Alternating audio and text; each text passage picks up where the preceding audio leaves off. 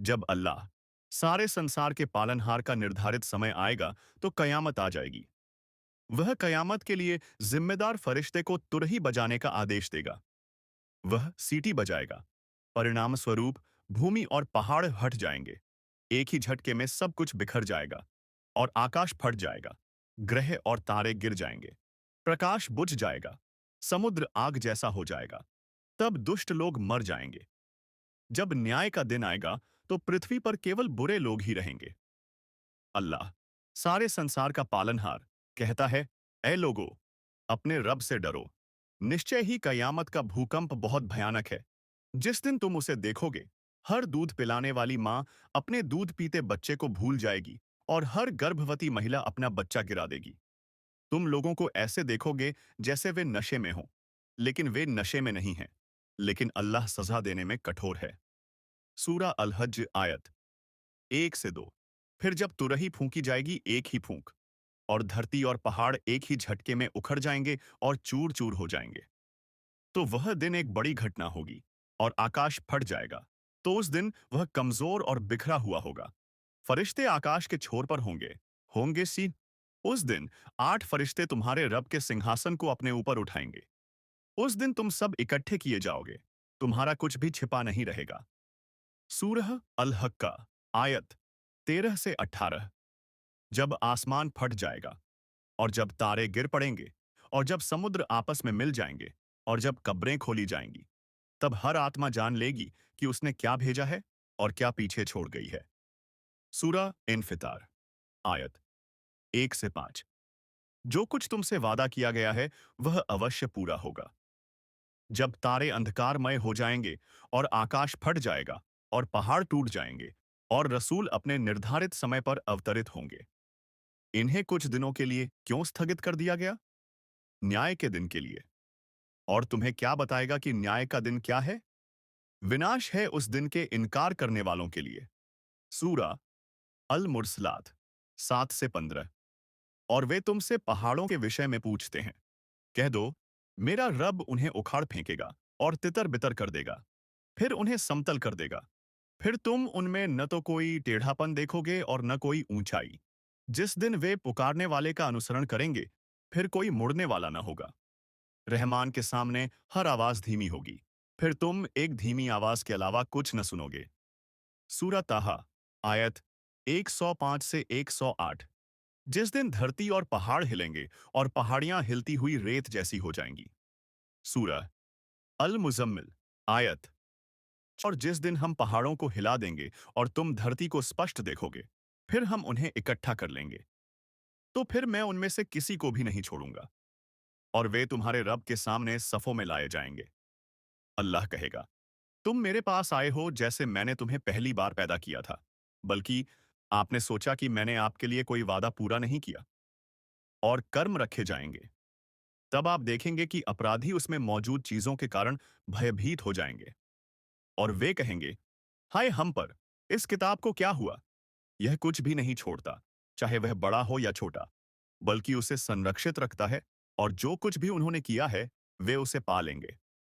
और तुम्हारा रब किसी पर अत्याचार नहीं करता। सूरह अल काफ छंद 47 से 49 हदीस में वर्णित है कि अब्दुल्लाह इब्न अम्र इब्न अल आस, अल्लाह हाय उन पर प्रसन्न हो, ने कहा, अल्लाह के रसूल सल्लल्लाहु अलैहि वसल्लम ने कहा, दज्जाल मेरी उम्मत में आएगा। वह 40 दिन रहेगा, 40 महीने या साल। अल्लाह, दुनिया के रब, मरियम के बेटे ईसा, उन पर शांति हो, को भेजेगा। वह मसूद के बेटे उरवाह जैसा दिखेगा। वह दज्जाल को खोजकर मार डालेगा। फिर लोग 7 साल इस तरह गुजारेंगे कि दो लोगों के बीच दुश्मनी न रहे। फिर अल्लाह, दुनिया के रब, उत्तर दिशा से ठंडी हवा भेजेगा। जिस किसी के दिल में ईमान का एक कण भी होगा, वह उसमें मर जाएगा। कोई भी मोमिन या अच्छा इंसान नहीं बचेगा। अगर तुम में से कोई पहाड़ों की किसी सुरक्षित गुफा में घुस गया, तो वह भी इस हवा की चपेट में आ जाएगा। मैंने अल्लाह के रसूल सल्लल्लाहु अलैहि वसल्लम से यह भी सुना है कि दुष्ट लोग पक्षियों की तरह तेज और शेरों की तरह खूंखार रहेंगे। वे अच्छाई को अच्छाई और बुराई को बुराई नहीं समझेंगे। शैतान उनके पास आदमी की शक्ल में आएगा और कहेगा, तुम अच्छाई का जवाब क्यों नहीं देते काम? वे कहेंगे, आप हमें क्या करने को कहते हैं? वह कहेगा, आप हमें क्या करने को कहते हैं? उन्हें मूर्तियों की पूजा करने का आदेश दिया जाएगा। वे विलासिता में रहेंगे। फिर एक दिन तुरही बजाई जाएगी। फिर सब कुछ नष्ट हो जाएगा। फिर इस दिन भारी बारिश होगी। इस बारिश की वजह से मानव शरीर पौधों की तरह उगाएंगे। फिर तुरही फिर से बजाई जाएगी और लोग खड़े होकर चारों ओर देखेंगे। तब कहा जाएगा, हे लोगों, अपने भगवान के पास आओ, खड़े हो जाओ, तुमसे पूछा जाएगा। फिर अल्लाह कहेगा, जहन्नम के लोगों को बाहर निकालो। तुमसे पूछा जाएगा कि तुम कितने लोगों को बाहर निकालोगे? जवाब होगा, हर 1000 में से 999 लोगों को निकालो। अल्लाह के रसूल सल्लल्लाहु अलैहि वसल्लम ने कहा, यह वह दिन है जो बच्चों को बूढ़ा कर देगा। और इस दिन अल्लाह अपने पैर फैलाएगा। एक हदीस से हमने क्या सीखा? के दिन की एक प्रमुख निशानी दज्जाल का प्रकट होना है। तो क़यामत के दिन की एक बड़ी निशानी ईसा, उन पर शांति हो, का आगमन है। त्राईसा, उन पर शांति हो, दज्जाल को नष्ट कर देंगे। तब शांति और खुशी का राज स्थापित होगा, जो 7 साल तक चलेगा। अल्लाह ईमान वालों को क़यामत के दिन से पहले दया की हवा भेजकर मौत देगा।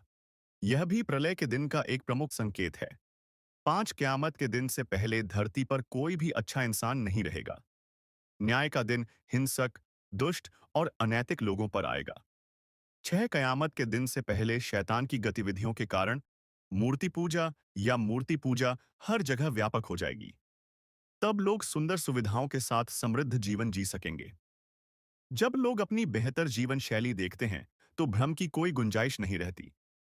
यह उनकी प्रामाणिकता, सत्यता या स्वीकार्यता का संकेत नहीं है। पहली तो रही फूंकी जाएगी तो पृथ्वी पर सब कुछ नष्ट हो जाएगा और दूसरे प्रहार से लोगों को पुनः जीवन मिल जाएगा।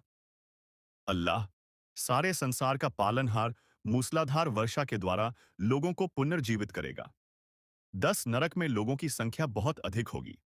प्रत्येक 1000 लोगों में से एक को छोड़कर शेष सभी नरक में जाएंगे। 11 अल्लाह सारे संसार का पालनहार कयामत के दिन के बाद अपने पैरों की तहें खोल देगा। जैसा कि उसने कहा है, उस दिन पांव खुले होंगे और उन्हें सजदा करने के लिए बुलाया जाएगा, परंतु वे ऐसा न कर सकेंगे। सूरा अल कलम 42 सारे संसार के पालनहार के पैर हैं, किंतु वे उसके महान अस्तित्व के अनुरूप हैं। सहीह मुस्लिम हदीस संख्या 2940।